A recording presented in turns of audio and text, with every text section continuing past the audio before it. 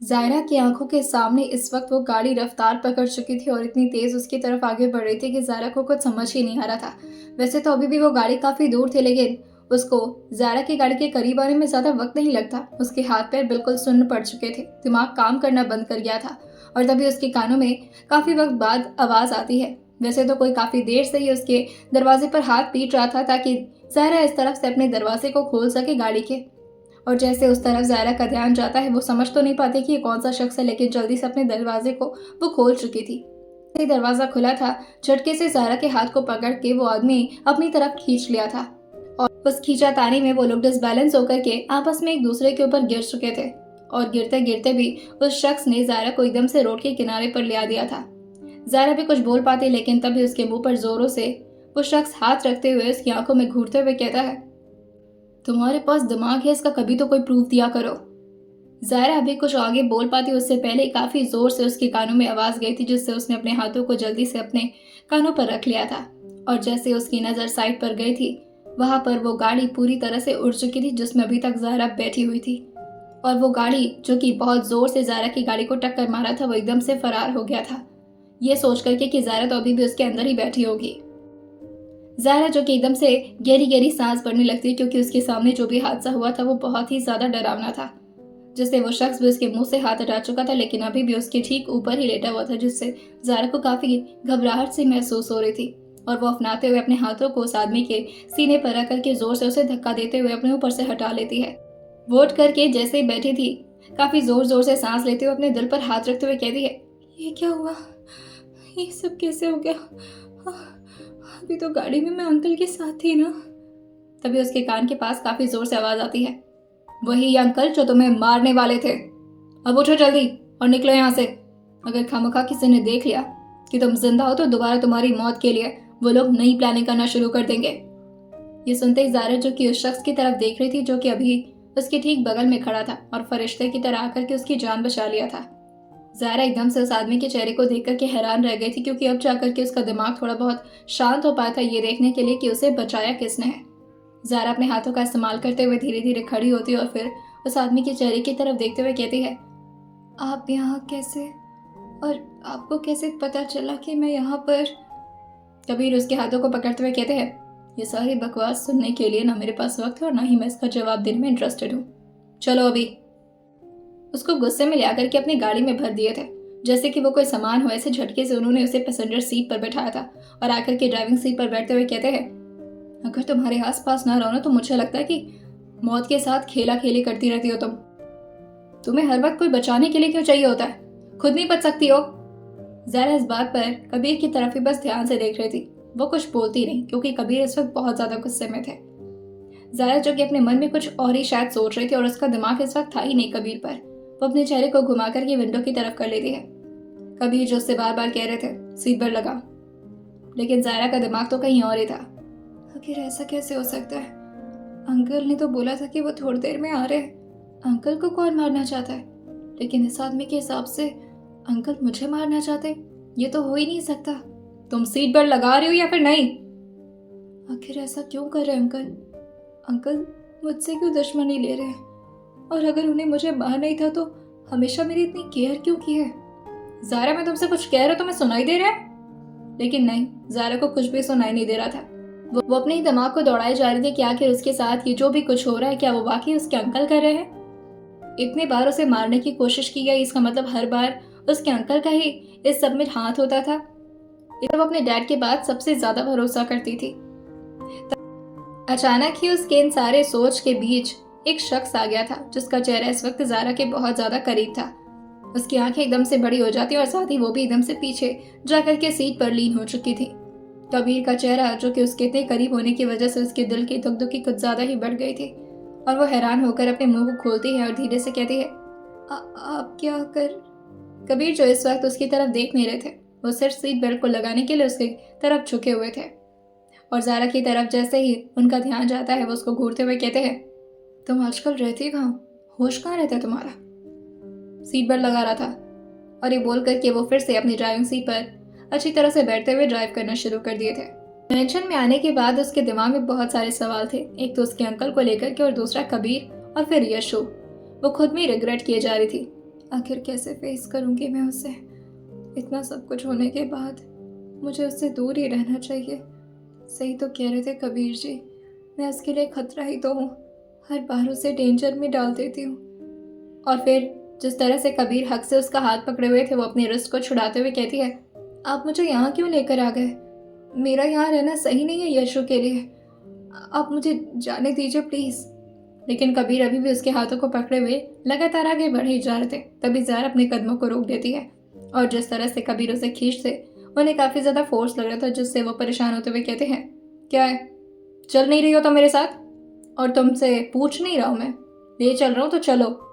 ज़ारा जो कि उनकी बातों को सुनते हुए कहती है, ये क्या बात हुई? आपने तो मुझे छोड़ा था, अब इतनी जल्दी मुझे लेने क्यों आ गए? वैसे भी यहाँ पर रहना मेरे लिए ठीक नहीं है और मैं यशु को हर्ट करूँगी, इससे बेहतर है कि मैं उससे दूर ही रहूँ। कबीर जो कि उसकी बात को सुनते हुए उसकी आंखों में बहुत ध्यान से देखते हुए कहते हैं, तुम फिर से यशु को हर्ट कर पाओगी इतना सब कुछ जानने के बाद? ज़ारा जो कि कबीर की आंखों में अपने लिए थोड़ा बहुत ट्रस्ट देख पा रही थी और उनके ट्रस्ट को तोड़ने का ज़ारा का तो कोई इरादा नहीं था, तो अपने चेहरे को ना मिलाते हुए कहती है, कभी नहीं। अगर यशु कभी खतरे में हो तो अपनी जान भी देकर उसे बचाना पड़े तो बचाऊंगी, पर उसे कभी खतरे में नहीं डालूंगी, आई प्रॉमिस। पर इसके बाद क्या आप मुझ पर भरोसा कर पाए? उससे पहले कबीर उसके होठों पर अपनी एक फिंगर को रखते हुए कहते हैं, अगर ऐसा नहीं करना होता तो तुम्हें यहाँ दोबारा लेकर आता। जो भी कुछ हुआ मैं उसके लिए तुम्हें कभी माफ़ नहीं करूँगा और तुम मेरी नज़रों में कभी कल्प्रिट से विक्टिम नहीं बन सकते हो, तो कभी विक्टिम कार्ड प्ले करने के बारे में सोचना मत। लेकिन उसके बावजूद भी यशु तुम्हें बहुत मानता है और मैं चाहता हूँ कि तुम्हें एक और मौका दूँ, पर यह आखिरी मौका होगा। इसके बाद अगर यशु के साथ कुछ भी गलत हुआ तो बहुत अफसोस के साथ कहना पड़ रहा है, अपने हाथों से मारूंगा तुम्हें। कबीर उसका हाथ छोड़ करके उसको हॉल एरिया में अकेले छोड़ते और वो खुद कमरे में चले गए थे। जैसे वो कमरे में गए थे, यशु शांति से अब इस वक्त स्टाफ के साथ कुछ गेम्स खेल रहे थे, जो कि इंडोर ही गेम था और आसपास इस वक्त सारे स्टाफ उसको घेर कर खड़े थे, क्योंकि कभी भी यशु को वो लोग बोर नहीं होने देते थे। यशु को वहाँ की सारी स्टाफ्स बहुत माना करती थी। वो था ही इतना ज़्यादा क्यूट और इतना ज़्यादा बदमाश। हाँ, उसकी बदमाशी कभी किसी को हर्ट नहीं करती थी, वो सबको परेशान करता था, शैतानी भी बहुत करता था, लेकिन वो सब कुछ स्टाफ के लिए सिर्फ एंटरटेनमेंट होता था। कबीर के अंदर आते ही सारे स्टाफ अपने चेहरे को नीचे की तरफ झुकाए हुए बाहर की तरफ निकलने लगे थे कबीर के इशारे पर। तभी यशु जाकर के अपने डैड को गले लगाता, उससे पहले ही कबीर उसको अपने आप से दूर रखते हुए कहते हैं, नहीं यशु, मैं जाता हूँ, पहले बात ले लेता हूँ, उसके बाद से लेकर आते हैं। और ये बोल करके वो अपने कपड़े को लेकर के चले गए थे इस वक्त बाथरूम के अंदर। यशु जो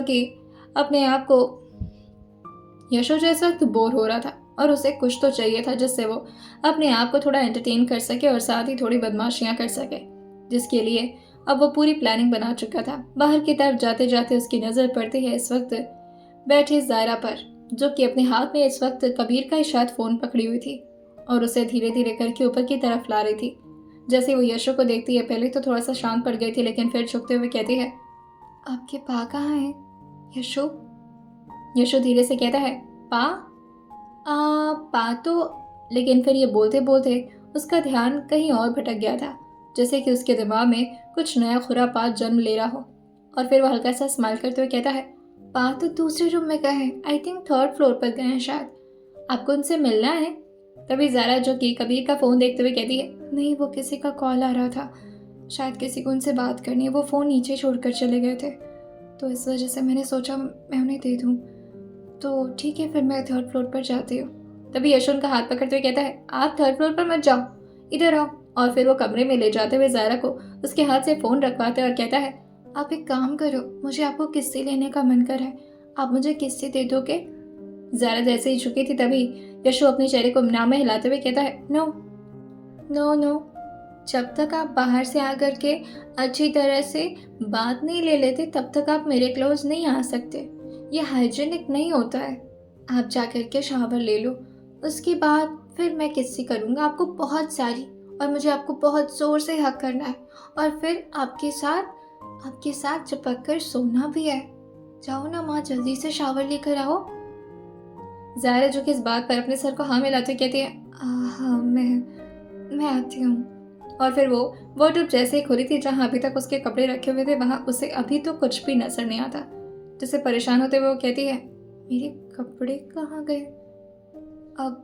लेकिन तभी पीछे से यशु जो कि उसके कपड़े को खींचते हुए कहता है, आप जा रहे हो नहाने, मुझे आपको किससे करना। तभी ज़ारा कहती है, हाँ मैं जाती हूँ। लेकिन आस पास उसे कोई कपड़े नहीं मिल रहे थे। जिससे वो यशु से कहती है, तुम किसी स्टाफ को बुला दोगे क्या, अब बोल देना उनसे कि मैम के लिए कपड़े लेते आएंगी। यशु इस बात पर खुश होते हुए कहता है, ओके माँ, मैं स्टाफ को बोल दूंगा, अब आप जाओ नहाने। ज़ायरा जो कि इस बात पर अपने सर को हाँ मिलाते हुए अपने फुटवेयर को निकाल करके बाथरूम के अंदर जा चुकी थी। कुछ ज्वेलरीज वगैरह वो साइड में रखती और फिर शावर लेने के लिए वो अपने कपड़े को उतारना शुरू कर दी थी। लेकिन बार बार वो यही सोचे जा रही थी, मेरे कपड़े कहाँ गए। खैर आ ही जाएंगे, ऐसे भी वो स्टाफ को बोल देगा यशु और वो लेकर आ जाएंगी। और यही सोचते सोचते अब उसने ऑलमोस्ट अपने सारे कपड़े निकाल चुके थे। अपर इनर को भी वो निकालते हुए साइड में रखती है और फिर शावर लेना शुरू कर देती है। लेकिन तभी यशु जो कि अपनी एक आईब्रो को कोशिश करता है चढ़ाने की, जो कि वो कबीर की हमेशा एक्टिंग करता था। कबीर भी जब भी कुछ सोचते थे या कभी भी अपने आप को स्मार्ट दिखाना होता था तो वो हमेशा अपनी एक में चढ़ा करके यशु से बात करते थे। और तभी वो भी अपने आप को मिरर में ले जा करके अपने पा की तरह एक्टिंग करते हुए कहता है, हूँ तो मैं स्मार्ट, बिल्कुल अपने कबीर पा की तरह। और फिर वो स्माइल करते हुए कहता है, अभी तक आप लोग को रूम में बंद किया था, शायद इसी वजह से मुझे मेरी बहन नहीं मिली थी, पर अब तो मैंने आप लोग को बाथरूम में बंद कर दिया है, अब तो मुझे मेरी बहन जरूर मिलेगी। और फिर मेरे करण चाचू कहते हैं ना कि जब दो लोग आपस में एक दूसरे के बहुत करीब होते हैं तो फिर बच्चा हो जाता है, ऐसे शायद मेरी भी सिबलिंग हो जाएगी। वो लोग छोटे रूम में भी तो है ना, बाथरूम तो बड़ा भी नहीं है। और ये सोच करके वो बाथरूम का दरवाजा बहुत धीरे से और आहिस्ता से बाहर से बंद किया था कि अंदर मौजूद उन दोनों लोगों को पता न चले। ज़ायरा को भी इस बात का जरा भी एहसास नहीं होता और फिर वो गुनगुनाते हुए शावर को ऑन कर चुकी थी। तभी यशु वहां से बाहर निकल जाता है और बाहर के भी दरवाजे को बंद कर देता है और सारे स्टाफ को भी उसने काफी हाईली अलर्ट दे दिया था कि कोई भी इसके अंदर जाने के बारे में सोचेगा भी नहीं जब तक यशु का कमांड नहीं आ जाता। जैसे ही शावर इस तरफ से ऑन हुआ था, कर्टेन की दूसरी तरफ इस वक्त बाथिंग टब में कोई आराम से सूथिंग सा सॉन्ग सुनते हुए अपनी आंखों को बंद किए हुए किसी के बारे में सोचे जा रहा था। जिससे कभी उनके हाथ काफी गुस्से में मुट्ठी से बंध जाते तो कभी उनके चेहरे पर शिकन आ जाती तो कभी साथ ही उनके होठों पर हल्के से स्माइल भी। इन सारे एक्सप्रेशन के मिक्सचर सिर्फ एक ही लड़की की वजह से कबीर की चेहरे पर देखे जा सकते थे और वो कोई और नहीं थी बल्कि ज़ायरा ही थी। तभी वो खुद ही अपने कानों से अपना हेडफोन निकालते हुए कहते हैं, खामखा क्यों ही बचा लिया उसे, नहीं बचाना चाहिए था। फिर यशु को क्या जवाब देता, बोल देता कि नहीं रही तुम्हारी माँ, पर नहीं, मैंने वैसे भी उसके साथ इतना कुछ तो कर ही दिया है, अब हम। लेकिन तभी उन्हें बातें करते करते कुछ एहसास हुआ था जैसे कि इस वक्त शावर की आवाज आ रही हो। कर्टन्स लगाने के बावजूद भी हल्की फुल्की शावर के एहसास उन्हें हो जाता है, जिससे वो टॉवल को अपने कमर पर रैप करते हुए कर्टन्स को एक साइड में करते हैं और फिर जाते आराम से शावर को ऑफ करने। उन्हें लगता है कि शायद उन्होंने गलती से खोल करके छोड़ दिया होगा, लेकिन जैसे उन्होंने कर्टन हटाया था इस वक्त उनका मुंह जो कि एकदम से खुला का खुला रह गया था और साथ ही उनकी पलकें भी झपकना शायद भूल गई थी। वो अपने दिमाग को 1-2 मिनट के बाद कमांड देते हैं, come on stop staring at her, this is bad manner, क्या कर रहा हूं मैं। लेकिन शायद उन्हें पलके झपकाना आ ही नहीं रहा था और ना ही उनके कदम वहां से इधर से उधर जा पा रहे थे और ना ही उनका चेहरा।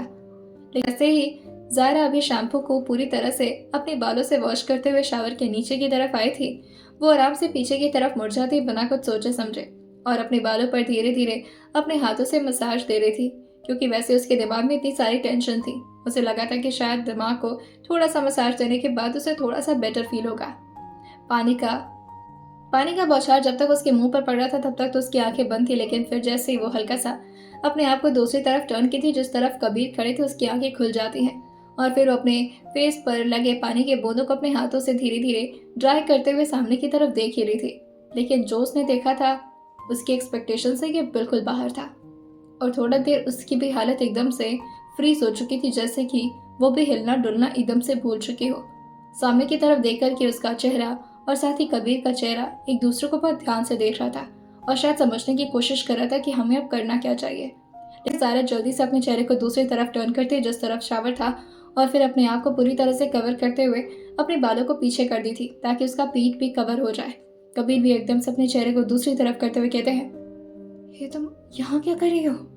इसी बात को रिपीट करते हुए ज़ारा कहती है, वो तो मुझे आपसे पूछना चाहिए था, आप यहाँ क्या कर रहे हैं? कबीर अपनी थूक अटकते हुए कहते हैं, बाथरूम में इंसान क्या करता है? ज़ारा जो कि अपने सर पर अपने हाथों को धीरे धीरे फेरती है और फिर शावर को बंद करते हुए कहती है, वही वही जो मैं कर रही हूँ, मैं तो यहाँ नहा रही हूँ और मैं भी वही करने आई थी। पर आप कब आए यहाँ पर? मुझे तो यशु ने बोला कि आप 3rd फ्लोर पर हैं। कबीर ये सुन करके यशु पर गुस्सा करते हुए कहते हैं, इस लड़के का मैं क्या करूँ, आज इससे छोड़ूंगा नहीं। और फिर वो जैसे ही अभी डोर की तरफ बढ़े थे, ज़ारा का भी दिमाग एकदम से काम किया था और वो अपने आप को हाथों से कवर किए जल्दी से डोर की तरफ भागी थी। अब दोनों डोर की तरफ थे, यानी कि ज़ारा अब डोर के ठीक सामने और उसके ठीक पीछे कबीर थे। झटके से दोनों ने अपने हाथों को हैंडल पर रखा था, जिससे अब कबीर के चेहरे से पूरी तरह से रब होना शुरू हो गया था और बाल जो कि उसके काफी हद तक आगे और कुछ कुछ बाल अभी पीछे थे, लेकिन वो उसके पीठ को पूरी तरह से कवर तो नहीं कर पा रहे थे। कबीर जो उसके कानों के पास झुकते हुए कहते हैं, मैं कर रहा हूँ ना, तुम रहने दो, मैं खोलता हूँ। लेकिन ज़ारा जो कि अपने हाथों को जल्दी से अपने चेस्ट पर रखती और वहां से साइड होने की कोशिश करती है, लेकिन कबीर ने उसे ऐसा करने ही नहीं दिया था। न जाने क्यों, शायद उन्हें भी नहीं पता था इस बात का रीजन। वो अपने दूसरे हाथ को वॉल पर लगा लिए थे और अपने दोनों हाथों के बीच ज़ारा को अब बंद ही कर चुके थे। ज़ारा जो कि अपने चेहरे को जल्दी से नीचे झुकाती है और फिर धीरे से कहती है, खुल गया क्या? कबीर जो कि जोर से अपने हाथ को दरवाजे पर मारते हुए कहते हैं, शट! उस लड़के ने ना, आज मैं उसकी बहुत पिटाई करने वाला हूँ, बहुत हो गई इसकी बदमाशी। तभी ज़ारा धीरे से कहती है, नहीं, इसमें उसकी क्या गलती है, उससे थोड़ी ना हुआ होगा, ये शायद खराब हो गया होगा डोर का लॉक। कबीर इस बात पर अपने चेहरे को ना मिलाकर इस बात से डिनाई करते हुए कहते हैं, नो वे, हो ही नहीं सकता, कबीर रायचंद का मेंशन है ये, और यहाँ की कोई चीजें खराब नहीं होती हैं। इस यशु को तो मैं कब तक बंद रहना पड़ेगा। तभी ज़ारा जो कहती है, आप उधर जाइए, मुझे खुद को रैप करना है टॉवल से। कबीर अब कर्टन की दूसरी तरफ जा चुके थे। ज़ारा जल्दी से अपने एक हाथ को पूरी तरह से अपने चेस्ट पर रखे अपने पास में रखे टॉवल को लेती और उसे अपने चारों तरफ रैप कर चुकी थी और फिर शांति से एक जगह पर खड़ी हो जाती है। लेकिन उसे आ रहा था बहुत जोर से गुस्सा, जो कि वो बार बार कंट्रोल कर रही थी। इस वक्त कबीर जो कि बालकनी साइड में खड़े थे, अपने टॉवल को अच्छी तरीके से अपने कमर पर रैप किए हुए, लेकिन वो बालकनी के बाहर नहीं जा सकते थे क्योंकि ये डोर बस ग्लास ट्रांसपेरेंट था जिससे वो सिर्फ बाहर की तरफ देख सकते थे। लेकिन डोर पूरी तरह से लॉक्ड था जिसे बाहर जाने की कोई भी गुंजाइश नहीं थी। अब ज़ायरा और कबीर फंस चुके थे बाथरूम के अंदर और दोनों के बीच एकदम से ऑकवर्ड साइलेंस बन चुका था। दोनों कुछ ना तो बोल पा रहे थे और ना ही एक दूसरे की तरफ देख पा रहे थे। कबीर पीछे मुड़कर के एक बार ज़ायरा की तरफ देखे थे, जो कि पूरी तरह से कर्टेन के दूसरी तरफ थी, लेकिन कर्टेन जो कि कुछ फ्लावर के प्रिंट्स के साथ था तो ट्रांसपेरेंट थी, जिससे हल्का फुल्का उसका चेहरा नजर आ पा रहा था। और कबीर उसकी तरफ ध्यान से देखते हुए कहते हैं, जब मैं बाथरूम के अंदर ऑलरेडी था तो तुम्हें अंदर आने की जरूरत क्या थी? इस बात पर ज़ारा भी चिढ़ते हुए कर्टन की दूसरी तरफ से जवाब देती है, मुझे क्या पता था कि आप अंदर होंगे, अगर होते तो मैं क्यों आती यहाँ पर? आपको क्या लगता है मुझे शौक है इस तरह से आपके साथ नहाने का? कबीर इस बात पर अपना कंधा उचकाते हुए कहते हैं, वो तो मुझे नहीं पता, हो सकता हो। ये सुनकर ज़ारा जो कि कर्टन्स को भी एक साइड में करती है और अपने कमर पर हाथ रखते हुए कहती है, रियली? आपको ऐसा लगा भी कैसे और सोचा भी कैसे? मैं आपके साथ क्यों इंटरेस्टेड रहूंगी नहाने में? बेशर्मों वाली बात कर रहे हैं। और वैसे भी आपकी नजर मेरे ऊपर टिकी हुई थी, ना कि मेरी। ये सुनकर के कबीर जो कि अभी तक तो बाथिंग टब के साइड के एक छोटे से स्टूल पर बैठे हुए थे, लेकिन फिर वो खड़े होते हुए कहते हैं, रियली? तो तुम्हें लगता है कि मैं तुम्हें बहुत ध्यान से देख रहा था, वो भी इस वजह से क्योंकि मुझे तुम्हें देखने में बहुत मजा आ रहा था? यह सुनकर ज़ारा अपने चेहरे को गुस्से में हाँ मिलाती और उनके थोड़ा करीब बढ़ते हुए कहती है, हाँ एग्जैक्टली, शायद यही होगा। वैसे भी आप हैं तो मर्द ही, होंगे तो ठरकी ही। मौका मिला तो बस चौका लगाना शुरू। कबीर इस बात पर जोर से उसके कंधे को अपने हाथों से दबाते हुए कहते हैं, तुम ना ज्यादा बोलो मत, और एक तो तुम्हें जरा भी डर नहीं लगता क्या? ज़ारा इस बात पर अपने चेहरे को ना मिलाते हुए कहती है, डरने की जरूरत मुझे नहीं, आपको है। यशु को बताऊंगी मैं कि क्या किया आपने मेरे साथ। यह सुनकर के कबीर भी उससे जानने की कोशिश करते हैं, क्या किया मैंने तुम्हारे साथ? जो कि तुम यशु को बताने वाली हो? इस बात पर ज़ारा थोड़ी देर शांत रहती है और फिर कुछ सोचते हुए कहती है, कुछ तो किया ही है। देखा मुझे आपने? आपको तुरंत चेहरा नहीं घुमाना चाहिए था। खुद तो टॉवल में थे आप, और मेरा क्या? ये सुनकर के कबीर, जो कि उसके बालों को पहले तो ध्यान से देखते हैं और फिर उसकी आंखों को और फिर उसके नाक और होंठ और उसके बाद उसके चेहरे को, धीरे धीरे उनकी नज़र जो कि अब वहां पर जाते जा रही थी जहां जहां उसके पानी के ड्रॉप्स नीचे की तरफ गिर रहे थे, और पूरी तरह से वो ज़ारा से लड़ रहे थे। ये बात वो भूल चुके थे। आर्ग्यूमेंट को एक साइड में रख करके वो शांति से अब ज़ारा के पोस्टर को देख रहे थे। और तभी ज़ारा जो कि अपने आप को ढकते हुए कहती है, ये देखो देखो किस तरह से आपकी आंखों में लस्ट है। अभी भी मुझे देखे जा रहा है, शर्म नहीं आ रही? अभी तो मैं डांट रही हूँ, अभी तो थोड़ी सी शर्म कर लीजिए। कबीर जो कि अपने सर को हाँ मिलाते हुए अपने निचले होठ को अपने दांतों तले काटते हुए कहते हैं, मैं करूँ ना शर्म? या एक्चुअली हर बार मैं ही शर्म करूँ, क्योंकि तुम्हें तो आती नहीं है। ज़ारा जो कि अपनी उंगली दिखाते हुए कहती है, देखिए अब हद पार कर रहे हैं आप, एक बच्चे के बाप हैं, थोड़ा तो लिहाज करिए। इस बात पर कबीर जो कि उसके कमर को जोर से अलाप करते अपने करीब खींचते हुए कहते हैं, तो तुम भी उसी बच्चे की माँ हो, तुम कर लो ना थोड़ी सी शर्म। जब बाथरूम में आओगी तो पहले चेक नहीं करोगी? ऐसी बिना कुछ सोचे समझे कपड़े क्यों उतारना शुरू कर दी? ज़ारा जो कि अपने कपड़े की तरफ देखती जो कि पूरी तरह से भीग चुका था और उसे पहनना तो बिल्कुल मुश्किल था, जिससे ज़ारा मुंह बनाते हुए कहती है, हाँ मुझे क्या पता था कि आप यहाँ पहले से ही होंगे, और आपको भी ऐसे कर्टन के पीछे छुपने की क्या जरूरत थी? आपकी गलती है। कबीर इस बात पर उसे गुस्से में अपने करीब और ज्यादा जकड़ते हुए कहते हैं, देखो अब तुम ना मुझे गुस्सा दिला रही हो, और तुम्हें मुझसे डरना चाहिए। इस वक्त तुम इस हालत में हो, और वो भी एक मर्द के साथ, और बाथरूम लॉक्ड है। ये सुनकर ज़ारा कहती है, हाँ तो? कबीर इस बात पर उसकी तरफ हल्का सा झुकते हुए एक सिडक्टिव स्माइल पास करते हुए कहते हैं, हाँ तो तुम्हें समझ में नहीं आ रहा? ज़ारा इस बात पर अपने चेहरे को नाम मिलाते हुए कहती है, इसमें समझने वाली क्या बात है? मुझे भी दिख रहा है कि डोर लॉक्ड है और हम दोनों यहाँ। और फिर जाकर के उसकी नज़र पड़ी थी कबीर के चेस्ट पर, जहाँ पर अभी तक उसने अपना हाथ रखा हुआ था बहुत ही कंफर्टेबल होकर के, और साथ ही जिस तरह से कबीर ने उसे अपने करीब खींच रखा था, ऑब्वियसली ये बहुत ही अजीब सा पोजीशन था। तभी ज़ारा जो कि अपने आप को छुड़ाने की कोशिश करते हुए कहती है, ये ठीक नहीं कर रहे आप, हाथ हटाइए, मुझे अफनाहट हो रही है। कबीर जो कि उसके धड़कन की तरफ देखते हुए कहते हैं, हाँ तो ठीक है ना, अफनाहट हो रही तो सांस लो, इसमें मैं क्यों दूर जाऊँ तुमसे? ज़ारा जो कि उनकी नीयत को समझ रही थी, और साथ ही इस तरह से अपने करीब उनको देख करके वो भी थोड़ा परेशान होने लगी थी, और वो अपने चेहरे को इधर उधर करते हुए कहती है, नहीं ये ठीक नहीं है, आप दूर ही हैं मुझसे, खामखा गुस्सा आ जाएगा मुझे।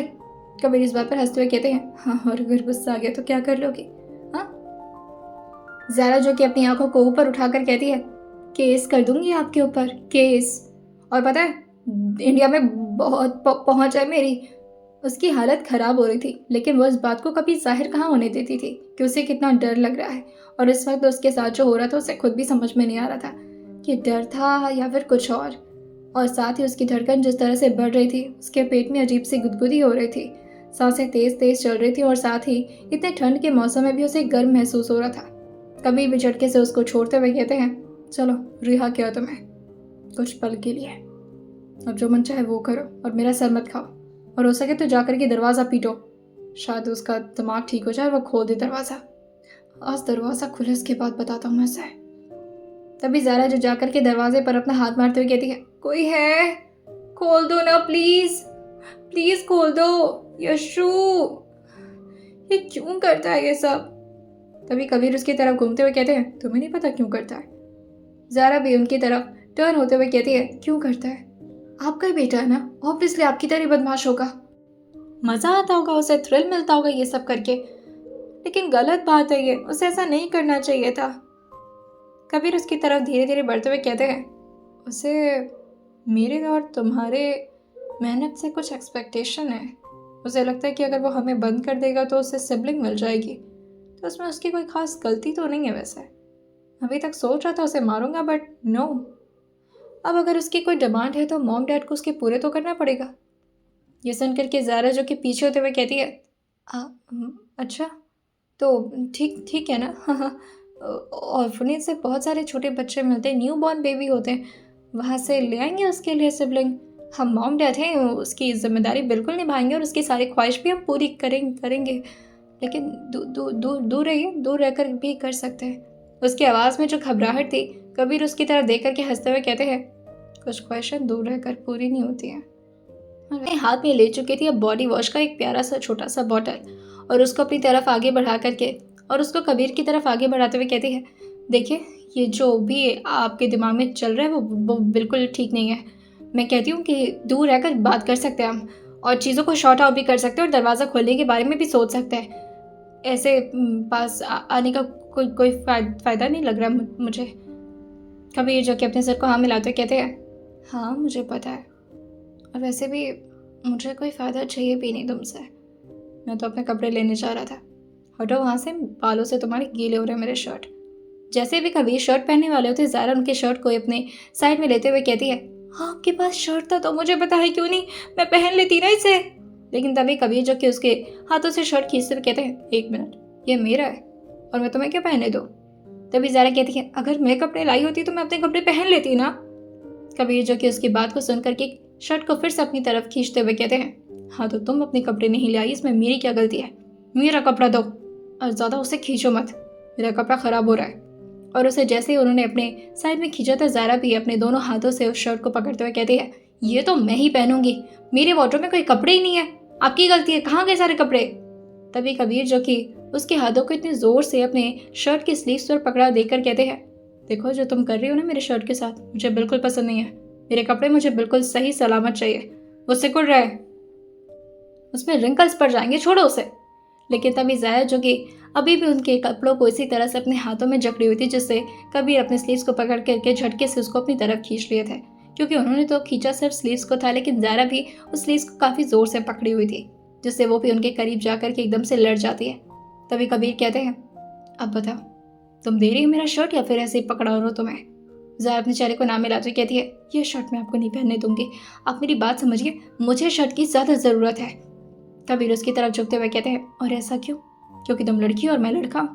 कितनी ज़्यादा घटिया सोच है तुम्हारी, डिस्क्रिमिनेशन करती हो तुम, वो भी सेक्सुअल डिस्क्रिमिनेशन।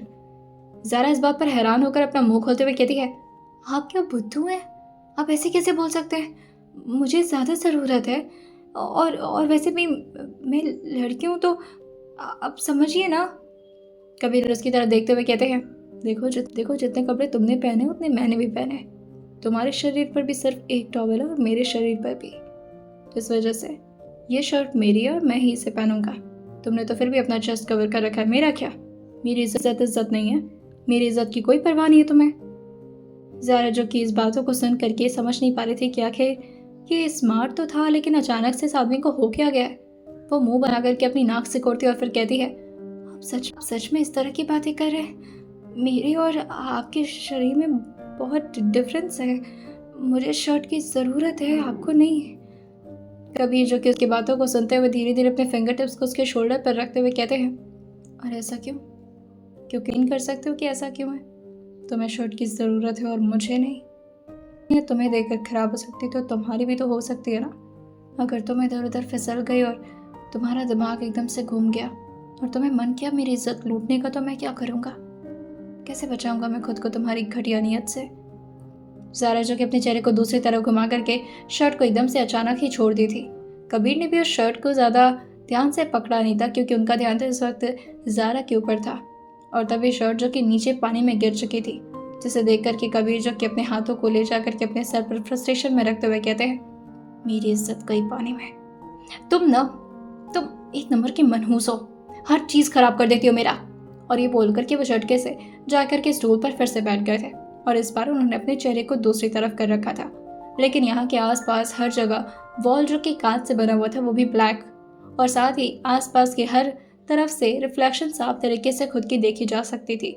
कबीर भी इस वक्त रिफ्लेक्शन में ज़ारा को देख ही रहे थे, जो कि इस वक्त शर्ट की तरफ देख रही थी और साथ ही अपना मुंह चौकी की तरह बना चुकी थी। वैसे ये सिर्फ कबीर का ट्रिक था अचानक ही अपने शर्ट को लेने का, क्योंकि अगर उनके शर्ट के साथ जो भी हुआ था वो कबीर की मर्जी से हुआ था।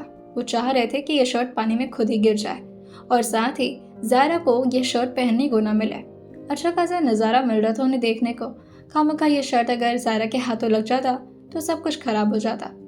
धीरे से कबीर स्टूल पर बैठे बैठे उसकी तरफ टर्न होते हुए कहते हैं, तो क्या करना है अब। ज़ारा अपने चेहरे को इधर उधर करते हुए आसमान की तरफ देखने की कोशिश कर रही थी और फिर कहती है, अगर ये सीलिंग नहीं होती तो हम यहाँ से ऊपर चढ़ते और फिर बाहर निकल जाते। नहीं। कबीर इस बात पर अपने सर को हाँ मिलाते हुए कहते हैं, वाह व्हाट अ कॉन्सेप्ट। इससे अच्छा तो तुम ये भी बोल सकते हो कि अगर हम बाहर के स्विमिंग पूल में नहा रहे होते तो भी हम बहुत ही आराम से यहाँ से निकल सकते थे, लेकिन अभी की सिचुएशन के हिसाब से बात कर ले थोड़ी। ज़ारा अपने चाय को नाम मिलाते कहती है, नहीं अभी की सिचुएशन के हिसाब से हमें बात नहीं करना चाहिए और आप प्लीज़ कर्टन लगा लीजिए। और ये बोल करके वो दूसरी तरफ अपने आप को टर्न कर दी थी, लेकिन कबीर इस बात पर अपने गले को क्लियर करते हुए कहते हैं, वैसे क्यों, मुझे देखकर कोई प्रॉब्लम हो रही है क्या, कुछ दिक्कत? ज़ारा घूमते हुए कबीर की तरफ देखकर कहती है, एक तो आपका बेटा इतना बदमाश और ऊपर से आप भी, आप तो थोड़ी तमीज़ से बात करिए, आप बड़े हैं, इतने ज़्यादा बड़े हैं एक्चुअली। कबीर उसकी बातों को ध्यान से सुन रहे थे या नहीं इसका तो कोई खास ज़ारा को पता नहीं लग पाता, क्योंकि इस वक्त कबीर की नज़र उसके चेहरे पर नहीं बल्कि कहीं और ही थी। छोटे से टॉवल को हल्का हल्का ऊपर की तरफ उठाने लगी थी और साथ ही अपनी मुट्ठी को कसते हुए कहती है कि क्या क्या देख क्या रहे हैं आप? तभी कबीर जो कि उसके पैरों की तरफ देखते हुए कहते हैं, टॉवल को नीचे ही रखो। ज़ारा इस बात पर अपने चेहरे को नाम हिलाते हुए कहती है, नहीं रखूंगी, ऊपर ही करूंगी, आपकी नज़र इधर उधर जा रही है। तभी कबीर जो कि उसके पैरों की तरफ देखते हुए कहते हैं, ठीक है मत करो, पर तुम्हारे इनर थाइज दिख रहे हैं मुझे, तो बाकी तुम्हारी मर्जी। अब ज़ारा जो अपनी मुट्ठी को कस के बांधे हुए टॉवल को बहुत ही ज़ोरों से अपने हाथों में पकड़ रखी थी, अब वो खुद ही अपने ग्रिप को ढीला कर देती है और टॉवल को हल्का हल्का नीचे की तरफ खींचने लगी थी और साथ ही परेशान हो रही थी कि आखिर वो करे तो करे क्या। इसी तरह से लगभग अब 20 मिनट बीत जाते हैं। कबीर जो कि अपने आप को दूसरी तरफ खुद ही टर्न कर दिए थे, क्योंकि ज़ारा बहुत अनकंफर्टेबल महसूस कर रही थी और कबीर उसे परेशान नहीं करना चाह रहे थे। लेकिन इसी तरह से बैठे बैठे ज़ारा खुद ही उनकी तरफ आगे बढ़ते हुए कहती है, वैसे सुनिए, मुझे ठंड लग रही है, बाहर का दरवाज़ा खुलवाने की कोशिश करिए ना प्लीज़। यह सुनकर ये कबीर उससे कहते हैं, मैं कैसे खुलवाऊँ, तुम्हें खुलवाओ, मुझसे तो नहीं हो पाएगा। तभी ज़ारा अपने आप को अपने हाथों से रब करते हुए कहती है, मुझे ठंड लग रही है। वो अपने बाजू पर बार बार अपने हाथों को इधर उधर फेर रही थी। तभी कबीर उसको ऊपर से नीचे तक देखते हुए कहते हैं, इतनी तो हॉट हो, ठंड क्या लग रही तुम्हें? यह सुनने के बाद ज़ारा का एक्सप्रेशन कुछ यूं कह रहा था कि सीरियसली आप इस तरह की बातें कर रहे हैं। वो अपनी आंखों को हल्का सिकोड़े अपने गर्दन को हल्का सा टिल्ट किए हुई थी। तभी इस वक्त कबीर जो कि खड़े होते हुए अपने सर को हाँ मिलाते हुए कहते हैं, तो और कौन सी बातें करूँ मैं, तुम्हें क्या लगता है अगर पॉसिबल होता तो अब तक दरवाज़ा नहीं खोल चुका होता मैं? कल को देखने से बेहतर तो मेरे पास ये होता कि मैं अपनी मीटिंग अटेंड करता। 3-4 मीटिंग थी आज की, जो कि सबके सब मुझे पोस्टपोन करनी पड़ेंगी, वो भी पता नहीं कब के लिए, क्योंकि मेरे पास ज़्यादा वक्त नहीं है इस समय।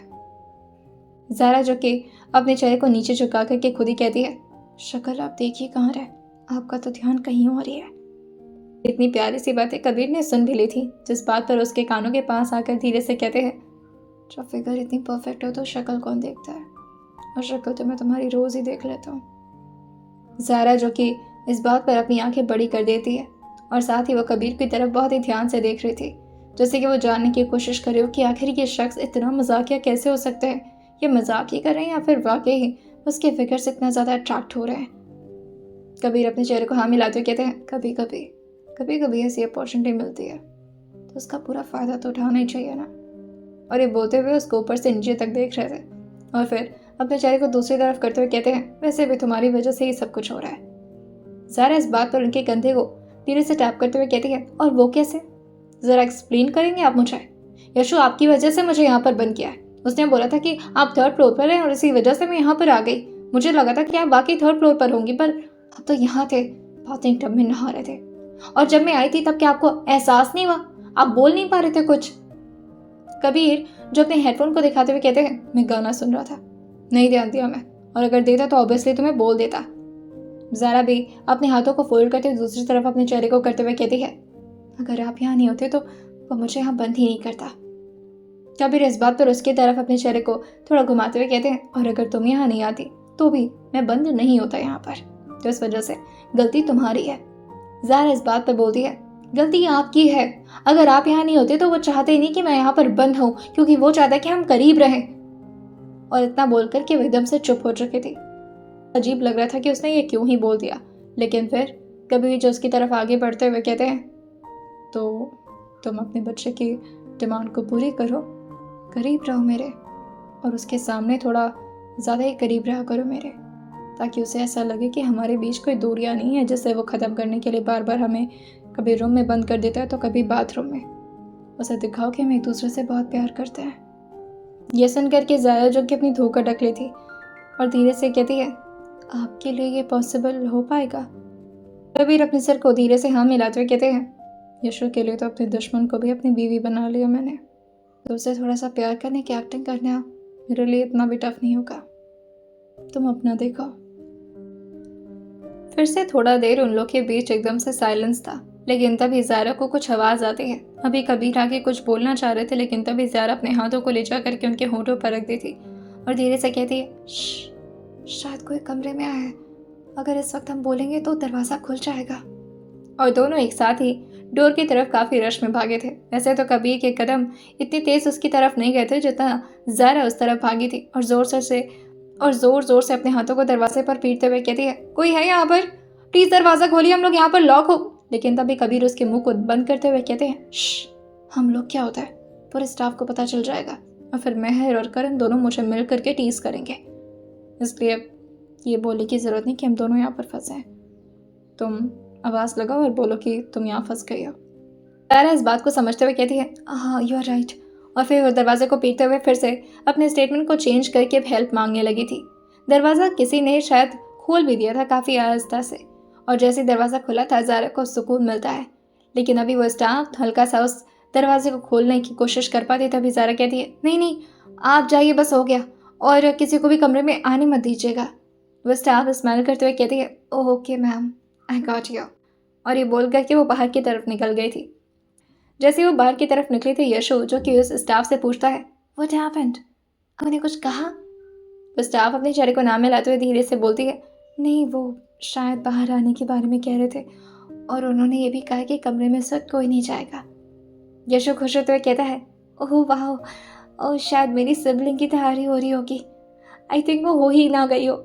लेकिन तभी स्टाफ कहती है, नहीं नहीं इतना भी आसान नहीं होता ये, अभी थोड़ी देर उन्हें प्राइवेसी दीजिए, आप चलिए, आपके कमरे में हम साथ में खेलेंगे।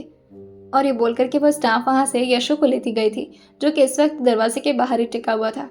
जैसे ही दरवाजे के बाहर धीरे से ज़ारा झांकी थी, यहाँ कोई नहीं था, और वो धीरे धीरे बाहर की तरफ आती और फिर एक गहरी सी सांस भरते हुए कहती है, ओह सुकून मिल गया, थैंक गॉड यहाँ पर कोई नहीं है। और फिर वो अपने आप को धीरे धीरे रब करते हुए कहती है, मुझे कपड़े चाहिए, मुझे ठंड लग रही है। कबीर पीछे से आकर के उसके शोल्डर पर अपने चिन को टिकाते हुए कहते हैं, ठंड लग रही है। उन्होंने बहुत ही सॉफ्टली कहा था, जिससे अचानक ही जितनी ठंड अभी तक उसे महसूस हो रही थी वो बिल्कुल से गायब सी हो गई थी, और ज़ारा के शरीर के अंदर एक अजीब सी गर्माहट सी महसूस होने लगी थी। कबीर धीरे धीरे अपने चिन को उसके शोल्डर पर रब ही किए जा रहे थे, और फिर उसके गर्दन के पास आकर के अपने होठों को रखते हुए कहते हैं, मैं कुछ हेल्प करूं? ज़ारा अपने चेहरे को धीरे से ना में हिलाने की कोशिश करती है, लेकिन उससे ये हो नहीं पाता। वो एकदम से अपनी मुट्ठी को कस के भींच ली थी और फिर धीरे से कहती है, कपड़े तो पहनने पड़ेंगे ना, ऐसे तो नहीं रह सकती। कबीर अपने वार्डरोब से कुछ कपड़े निकालते हैं और फिर ज़ारा की तरफ उसे आगे बढ़ाते हुए कहते हैं, ये देखो। ज़ारा अपनी आंखें खोल चुकी थी और फिर अपने चेहरे पर एक प्यारी से स्माइल आते हुए कहती है, थैंक यू। लेकिन अभी जैसे वो उन हैंगर्स को पकड़ पाती, कबीर झटके से उसे पीछे की तरफ खींच लिए थे, जिससे ज़ारा हल्का सा उछक जाती है आगे की तरफ। लेकिन कबीर जो कि उसके चेस्ट पर अपना हाथ रख दिए थे, वैसे तो उनका इंटेंशन था सिर्फ ज़ारा को संभालने का, लेकिन ज़ारा इस बात पर काफ़ी गुस्से में उनके हाथ को झटकते हुए कहती है, आप क्या बार बार फ़ायदा उठाने की कोशिश कर रहे हैं, बेगैरत इंसान। और ये बोल करके उसने अपने आप को अच्छी तरह से फिर से अपने हाथों से कवर कर लिया था। तभी कबीर हंसते हुए कहते हैं, मैंने ये जानबूझकर नहीं किया, तुम गिर रही थी, अब गिरने देता क्या तुम्हें? ज़ारा अपने चेहरे को हाँ मिलाकर कहती है, हाँ गिरने देते, लेकिन इस तरह से संभालने की ज़रूरत नहीं है मुझे, समझे? कबीर कहते हैं, अगर तुम गिरते तो तुम्हारा टॉवल फंस सकता था बेड के उस किनारे पर, और फिर तुम्हारा टॉवल खुल भी सकता था, और उसके बाद क्या होता मैं नहीं सोचना चाहता। ज़ारा अपने मन में कहती है, सब तो सोच ही चुके होंगे आप, घटिया इंसान। और फिर वो कपड़े के लिए अपने हाथ को आगे बढ़ाते हुए कहती है, आप कपड़े दीजिए ना जो मुझे दे रहे थे। कबीर हंसते हुए कहते हैं, तुमने सोचा भी कैसे कि कपड़े मैं तुम्हें दूंगा, ये मेरे लिए है, तुम्हें नहीं देने वाला। तुम्हें पहनना तो जा करके अपने लिए मंगवाओ। ज़ारा कहती है, क्या मतलब है आपका, मैं कहाँ से मंगवाऊँ, आपके घर पर आई हूँ, आप शादी करके मुझे लाई, आपकी रिस्पॉन्सिबिलिटी बनती है। कबीर जो इस बात पर उसकी बातों को बड़े ध्यान से सुनते तो हैं, साथ ही हल्का सा स्माइल करते हुए कहते हैं, ओह तो हमारी शादी हुई है। ज़ारा जो कि क्वेश्चन भरी निगाहों से कबीर को देखती और फिर कहती है, हाँ हुई तो है, आप भूल गए। कबीर, तो शादी के लिए तो बहुत सारी रस्मों रिवाज को फॉलो करना पड़ता है, तुमने किया। ज़ारा जो कुछ सोचते हुए कहती है, हाँ हाँ पूरे रस्म रिवाज के साथ ही हुई थी हमारी शादी। हाँ अब गृह प्रवेश वगैरह तो नहीं हुआ था मेरा, लेकिन आप मुझे कंधे पर उठा कर लाए थे, तो ऑब्वियसली वो सब तो पॉसिबल ही नहीं था ना। कबीर जो बेड की तरफ इशारा करते हुए अपनी आंखों से ही उसे धीरे से कहते हैं, तो हमारे लिए तो फिर एक दो रस्में और हैं जो अभी पेंडिंग में है, वो करें। ज़ारा जो कि जैसे ही कबीर को बेड की तरफ इशारा करता देखी थी, वो पीछे जाते हुए कहती है, आप अपने कपड़े अपने पास रखिए, समझे, मुझे नहीं चाहिए। और जल्दी से जाकर के बेड पे वो बैठती और प्रॉपरली अपने आप को ब्लैंकेट से ढक चुकी थी और साथ ही उसे ठंड भी लग रही थी, जिससे ब्लैंकेट के अंदर उसे काफ़ी सुकून मिल रहा था। जैसे ही कबीर अभी गए थे बाथरूम के अंदर शायद कुछ तो करनी है, लेकिन तभी ज़ारा जो कि अपने टॉवल को साइड में रख दी थी, क्योंकि वो टॉवल उसके पूरे बदन के पानी से भीग चुका था, जो कि उसे और ज़्यादा ठंडा महसूस करा रहा था और अब वो सिर्फ और सिर्फ ब्लैंकेट के भरोसे थी। कबीर जैसे ही बाहर निकले तो उनकी नज़र पड़ती है उस वाइट टॉवल पर, जो कि अभी तक तो ज़ारा के शरीर पर थे, मगर अब वो वहाँ से जा चुके थे। और साइड में जैसे ही वो ज़ारा के टॉवल को देखते वो इमेजिन कर चुके थे कि ज़ारा इस वक्त किस हालत में है, और वो धीरे से पूछ भी लेते, तुमने कुछ पहना नहीं, कुछ होगा पहनने के लिए तब तो। आराम से जाकर के ड्रेसिंग टेबल के सामने खड़े होते हैं और अपने बालों को हेयर ड्रायर से ड्राई करते हुए कहते हैं, हाँ वो भी बात सही है, जब कुछ पहनने के लिए होगा तब तो पहनोगे ना। हाय तुम्हारी ये मजबूरी, मुझे काफ़ी बुरा लग रहा है तुम्हारे लिए। ज़ारा जो कि आसपास के कुछ चीज़ को देखती है कि वो कुछ भी तो फेंक करके इस आदमी को मार दे, जिससे उसकी तरफ काफ़ी प्रेशर में फेंकते हुए कहती है, मैं ना बस एक बार मुझे कपड़े मिलने दीजिए, उसके बाद मैं बताती हूँ आपको। ड्राइड के फेस को उसकी तरफ घुमाते हुए कहते हैं, तुम्हें हेयर ड्रायर की ज़रूरत होगी ना, तुम्हारे बाल भी तो गीले हैं, रुको मैं आकर के ड्राई कर। लेकिन तभी ज़ारा कहती है, कोई ज़रूरत नहीं है, मैं गीले बाल के साथ ठीक हूँ, आप बस कमरे से बाहर जाइए और जाकर के मिले कोई कपड़े की अरेंजमेंट करिए प्लीज़। कबीर जो कि उस हेयर ड्रायर को अपने हाथ में ले चुके थे और जहाँ ज़ारा बैठी हुई थी उसके साइड में प्लग लगाते हुए उसके बालों को अपने हाथों से धीरे धीरे सहलाते हुए अब हेयर ड्रायर से उसे सुखाने लगे थे। ज़ारा ये नहीं चाह रही थी कि वो ऐसा कुछ भी करे, लेकिन कबीर को ये करने में शायद मज़ा आ रहा था, और इस वजह से नहीं क्योंकि वो ज़ारा की केयर कर रहे थे, बल्कि इस वजह से क्योंकि ज़ारा ये करने के लिए मना की थी। और ज़ारा चिढ़ रही थी इस वक्त जिस तरह से कबीर के हाथ उसके शरीर पर इधर उधर जा रहे थे, कभी बालों पर तो कभी गाल पर तो कभी उसके शोल्डर पर, और वो उसके बालों से ज़्यादा तो उसके इस वक्त शरीर को सुखा रहे थे, जैसे कि गरम गरम हवाएं उसके शरीर पर दे करके कबीर उसे गर्म करने की कोशिश कर रहे हों। वैसे ज़ारा को भी अच्छा लग रहा था, उसके पीठ पर हल्की हल्की हवाएं जा रही थी जो कि बहुत ज़्यादा गर्म गर्म थी और उसे अच्छा एहसास दिला रही थी। तभी कबीर उसकी तरफ हल्का सा झुकते हुए कहते हैं, तुम्हारे चेस्ट पर अभी हल्का फुल्का पानी है, उसे भी सुखा सकते हैं इससे। जिस तरह से झुके हुए कबीर उसके कानों में ये बोले थे, ज़ारा की सांसें फिर से काफ़ी तेज तेज बढ़ने लगी थी और ज़ारा बहुत ही मुश्किल से अपनी आंखों को उठाकर कबीर की तरफ देखते हुए कहती है, आप बहुत गंदे हैं और आपको कैसे दिख रहा। कबीर उसकी गर्दन पर आ रहे कुछ वाटर ड्रॉपलेट्स को अपने हाथों में लेते हैं और फिर ज़ारा को दिखाते हुए कहते हैं, अब ये तुम्हारे बालों से नीचे की तरफ जा रहे हैं तो ऑब्वियसली जाकर के कहाँ रुकेंगे। ये सुनकर ज़ारा अपने मुंह को खोलते हुए कबीर को देखते हुए कहती है, आपको थोड़ी सी भी शर्म नहीं आती। कबीर उसके सामने बिस्तर पर बैठ चुके थे और ज़ारा की तरफ देखते हुए कहते हैं, अभी तुमने ही तो कहा हम शादीशुदा हैं, हस्बैंड वाइफ के बीच कौन सी शर्म होती है, अगर होती तो तुम्हें लगता है कि तुम्हारे मॉम डैड तुम्हें पैदा कर पाते। ज़ारा हल्का हल्का पीछे होते हुए कहती है, आप इस तरह की बातें क्यों कर रहे। कबीर भी उसकी तरफ उतना ही ज़्यादा खिसकते हुए कहते हैं, क्योंकि तुम इस बातों से डर रही हो और मुझे तुम्हें डराने में मज़ा आ रहा है। और वो अब उसके बालों को आगे से सुखा रहे थे, जिससे अब हेयर ड्रायर उसके चेहरे की तरफ था और साथ ही गरम गरम हवाएं उसकी आंखों पर जैसे पड़ रही थी वो अपनी आंखों को झटके से बंद कर लेती है। लगभग 5 से 10 मिनट इसी तरह से उसके बालों को अच्छे से सुखाते हुए कबीर हेयर ड्रायर को एक साइड में रखते हैं और फिर उसकी तरफ आगे बढ़ते हुए कहते हैं, कुछ खाओगी? ज़ारा अपनी हालत की तरफ देखते हुए कहती है, आपको लगता है इस वक्त मैं कुछ जाकर के खाने लायक हूँ? कबीर उसके बातों को सुन करके अपने चेहरे को नाम हिलाते हुए कहते हैं, नहीं, तुम्हें बाहर जाने की क्या ज़रूरत है, मैं ले आकर खिलाता हूँ ना। और थोड़ी देर में ही लगभग आधे घंटे के अंदर वो कुछ उसके लिए रेडी करके ले आए थे, जो कि इंडियन फूड था। और ज़ारा इसके लिए काफ़ी वक्त से तरस गई थी, क्योंकि काफ़ी टाइम से कभी एवोकाडो टोस्ट, तो कभी ब्रेड, तो कभी यही सब उसे खाना पड़ रहा था। और अपने हाथ से इस तरह पनीर पराठा कबीर उसकी तरफ आगे बढ़ाए थे, जिससे उसकी आंखें एकदम से नम हो आई थी खुशी के मारे। वो अपने चेहरे को आगे बढ़ाई थी बाइट को खाने के लिए, लेकिन तभी कबीर जो कि उस बाइट को हल्का सा पीछे कर दिए थे। और ज़ायरा को समझ नहीं आता कि आखिर कबीर ने ऐसा क्यों किया है, जिससे वो खुद ही और ज़्यादा उनकी तरफ झुकने लगी थी। कबीर जो कि ज़ायरा को इस तरह से परेशान होता देख कर के अब उस बाइट को अपने मुंह में डालते हुए उसे धीरे धीरे टेस्ट करते हुए कहते हैं, या इट्स टेस्टी, यम। ज़ायरा उनके चेहरे को देखते हुए कहती है, ये क्या था, आप तो मुझे खिला रहे थे ना, खुद क्यों खा गए? कबीर उसकी तरफ प्लेट को आगे बढ़ाए हुए थे, वो जरा भी प्लेट को पीछे नहीं किए थे और प्लेट की तरफ इशारा करते हुए कहते, तुम्हें खाना खाना है, पनीर पराठा खाओगी? ज़ारा मासूमियत के साथ अपने चेहरे को हाँ मिला देती है, क्योंकि वो पिछले उसे खाना था। कबीर कहते हैं, तो खुद खाओ ना, मैं हाथ से खा रहा हूँ, तुम अपने हाथ से खाओ, सेल्फ सर्विस करो ना। अब ज़ारा अगर अपने हाथों को ब्लैंकेट से हटाती तो ऑब्वियसली उसका ब्लैंकेट नीचे गिर सकता था, जिसे वो अपने चिन को बहुत ही प्यार से सिकोड़ते हुए कहती है, ये क्या बात हुई, आप खिला तो सकते हैं ना मुझे? कबीर इस बात पर अपनी बाहें चढ़ाते हुए कहते हैं, और मैं तुम्हें क्यों खिलाऊंगा? हाँ, क्योंकि मैं तुम्हारा हस्बैंड हूँ। ज़ारा अपनी बाहों को सिकोड़ते हुए कहती है, ठीक है, मत खिलाइए, भूख लगी थी मुझे वैसे तो। कबीर उसकी प्लेट को और ज़्यादा आगे बढ़ाते हुए कहते हैं, हाँ तो चलो खाते हैं साथ में। और फिर वो आराम से अब पैरों को अपने बेड पर ही उठा करके बैठ चुके थे और ज़ारा के काफ़ी करीब आकर के, जिससे ज़ारा और ज़्यादा पीछे होती है, लेकिन तभी कबीर उसको रोकते हुए कहते हैं, अब खा भी लो, इतना क्या नाटक कर रही हो? ज़ारा नीचे की तरफ जैसे ही अपने आप को देखी थी, वो अपने चेहरे को मोड़ करके दूसरी तरफ करते हुए कहती है, आप भी खा लीजिए, मैं नहीं खा सकती।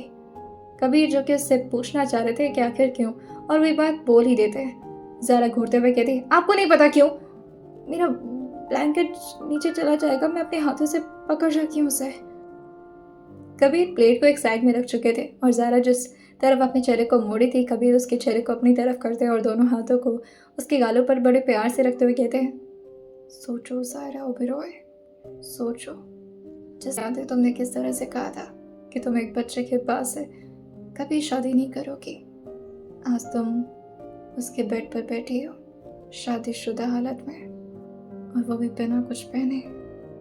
बात पर कुछ और ही मतलब निकाल चुकी थी और फिर हल्के नम भरी आंखों से कहती है, तो इसका मतलब यह है कि आप मुझसे रिवेंज ले रहे हैं हर बात बात पर, मुझे याद दिलाना चाह रहे हैं कि किस तरह से मैंने आपकी इंसल्ट की थी। कबीर अपने चेहरे को ना मिलाते हुए कहते हैं, इंसल्ट क्या होता है? मैं तो तुम्हें परेशान कर रहा हूँ और मुझे ये करने में बहुत मज़ा आ रहा है। तुम्हें नहीं मज़ा आ रहा परेशान होने में? ज़ारा घूरते हुए कहती है, बस ठीक है, मेरा भी वक्त आएगा, मैं भी परेशान करूँगी। और ये बोल कर के वो लेट गई थी। तभी कबीर जो कि आराम से अब अपनी एक अंगड़ाई को भरते हुए उसी के ठीक बगल में ब्लैंकेट के अंदर आने लगे थे, जिससे ज़ारा एकदम से घबराते हुए कहती है, ये क्या कर रहे हैं आप? यहाँ नहीं आ सकते। कबीर इस बात पर उससे पूछते हैं, और क्यों नहीं आ सकता? और अभी उनके हाथ जो कि ज़ारा की कमर पर थे। ज़ारा एकदम से अनकंफर्टेबल होते हुए कहती है, मैं ब्लैंकेट के अंदर आपकी वजह से ही तो हूँ, अगर आप अंदर आ गए तो फिर मेरे अंदर रहने का क्या फ़ायदा?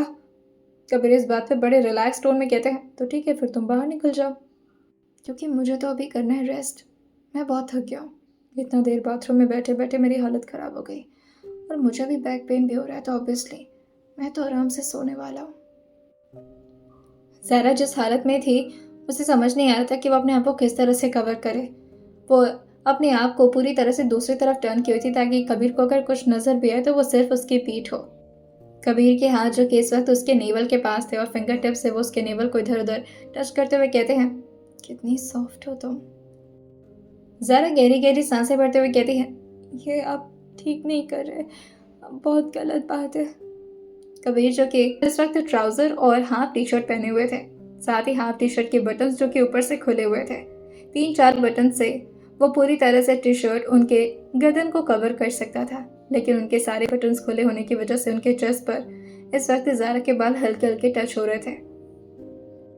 उनका चेहरा इस वक्त ब्लैंकेट से बाहर ही था, लेकिन ज़ारा अपने आप को ब्लैंकेट के अंदर पूरी तरह से छुपाने लगी थी, जिससे कबीर उसके चेहरे को पकड़ते हुए कहते हैं, अंदर मत जाओ और चेहरे को तो कम से कम बाहर रखो, ऑक्सीजन नहीं मिलेगी तुम्हें, और फिर मेरा भी मन करेगा कि मैं भी ब्लैंकेट के अंदर अपने चेहरे को फिर क्या होगा तुम समझ रही हो।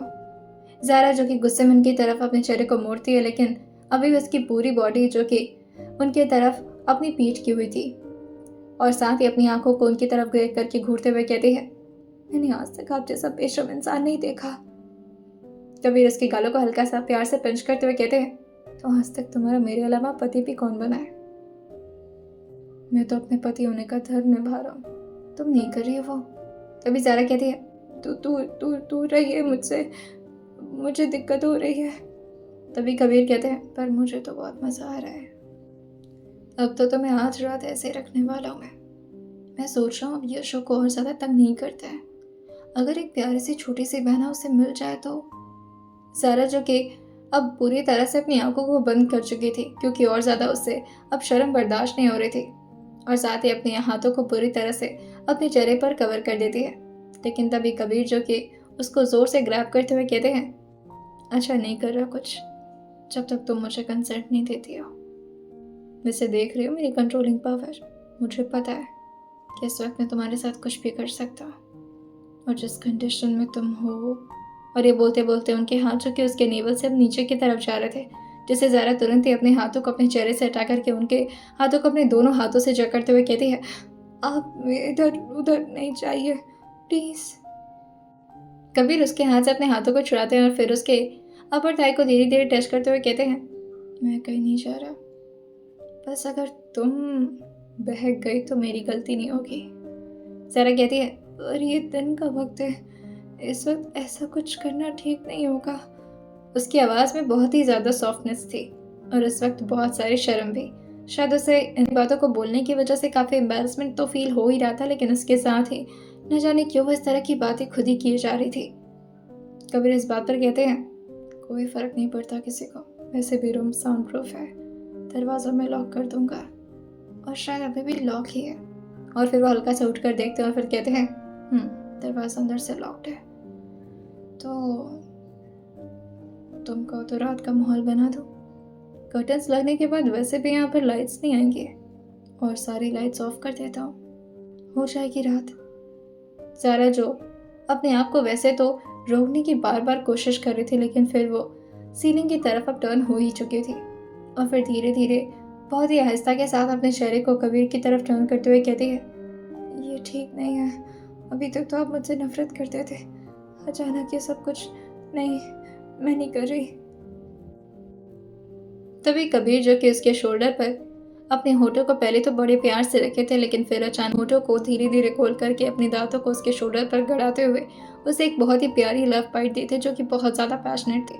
और फिर उसके कानों के पास आते हुए कहते हैं, I'm trying to hate you and I'm trying so hard, but पता नहीं क्यों मुझसे ये हो नहीं पा रहा है, क्या करूँ मैं? तुम्हें अपना दुश्मन मानना चाहता था, पर बन नहीं पा रही तुम मेरी दुश्मन।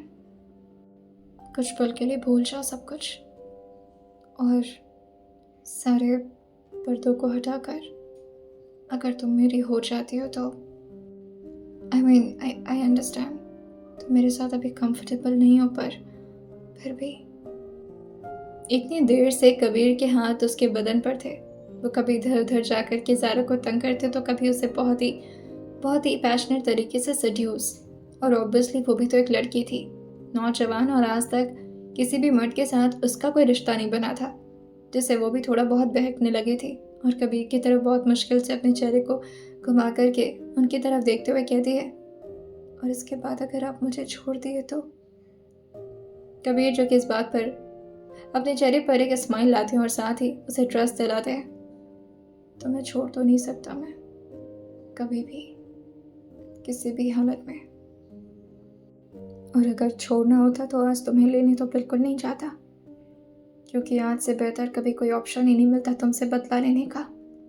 तुम वाकने वाली थी और इससे बेहतर चीज़ और क्या हो सकती थी मेरे लिए, लेकिन मुझसे नहीं रहा गया। तुम्हारी हालत सुन करके मैं काफ़ी ज़्यादा डर गया था। वैसे तो मुझे नहीं बताना चाहिए तुम्हें ये सब, वरना तो मुझे वीक समझोगी, क्योंकि मैं कभी नहीं डरता। पर तुम्हारी कंडीशन को सुन करके मुझे एक पल के लिए लगा कि मैं तुम्हें कहीं खो ना दूँ। अब ज़ारा थोड़ा और शायद कंफर्टेबल हो गई थी और बहुत ही ट्रस्ट करके वो उनकी तरफ टर्न होती है और अपने हाथों को धीरे धीरे अपनी चेस्ट पर रखते हुए कहती है, तो अगर ये सब कुछ हो जाए तो आप मुझे कभी नहीं छोड़ेंगे और आप मुझसे प्यार करेंगे? उसके इतने सवाल पर कबीर जो कि थोड़ी देर शांत पड़ते हैं और वो भी अब सीलिंग की तरफ टर्न हो चुके थे, और फिर अचानक ही वो ब्लैंकेट से हटते हुए बाहर की तरफ निकल कर के खड़े होते हुए कहते हैं, रहने दो, तुम इतने सवाल करे जैसे डिटेक्टिव हो। पागल कर दिया मुझे। नहीं करना है कुछ मत करो, मुझे भी कोई शौक नहीं और मैं भी एडजस्ट कर लूँगा, कंट्रोल कर लूँगा खुद को। और ये बोल करके वो बाहर की तरफ जैसे ही जाते तभी सारा उठ करके बैठते हुए कहती है, नहीं आप रहिए ना यहाँ पर, ऐसे क्यों जा रहे हैं? सॉरी, मैंने गुस्सा दिला दिया। कबीर को यही तो चाहिए था। वो हल्का सा स्माइल करके ज़ारा की तरफ मुड़ते हुए कहते हैं, ओ क्या हुआ, अच्छा नहीं लग रहा मेरा जाना? ज़ारा समझ नहीं पाती अचानक से इस आदमी की टोन इतनी बदल क्यों गई, और वो धीरे धीरे अब ज़ारा के ठीक सामने आकर के अपने घुटनों को रखते हुए कहते हैं, मन कर रहा है कुछ करने का, अपने आप को मेरे हवाले करना चाहती हो? और फिर वो उसके बहुत ही ज़्यादा करीब आकर के अपने हाथों को उसके ठीक हाथों में रखते हैं जो कि इस वक्त उसके बेड पर टिका हुआ था, और उसके होठों के बहुत करीब आकर के धीरे से कहते हैं, मैंने तो खुद को कब तक कंट्रोल कर रखा है, पर देखो ना, तुम्हें थोड़ा सा सड्यूस किया और तुम मेरे होने को तैयार हो गई।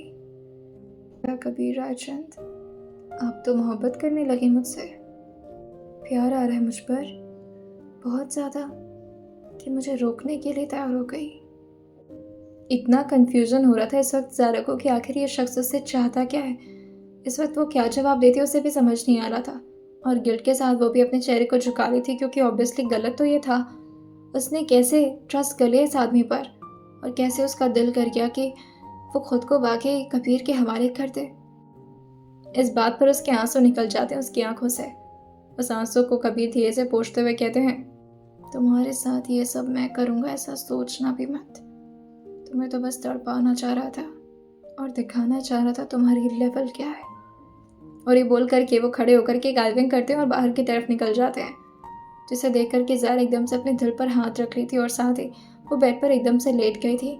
और जैसे कबीर जैसे ही कमरे के बाहर निकले थे, वो काफ़ी ज़ोर ज़ोर से सांस भरते और जा करके रेलिंग पर एकदम से टिक गए थे, और फिर अपनी आंखों को बंद करते हुए ज़ोर से अपनी मुट्ठी को कसते हुए कहते हैं, ओह गॉड, कितना टफ होता है खुद को कंट्रोल करना, तो भी इतनी हॉट लड़की के सामने। बड़े टेंशन में बोल कर आया हूँ, कभी कुछ नहीं करूँगा तुम्हारे साथ, वाकई देखते हैं।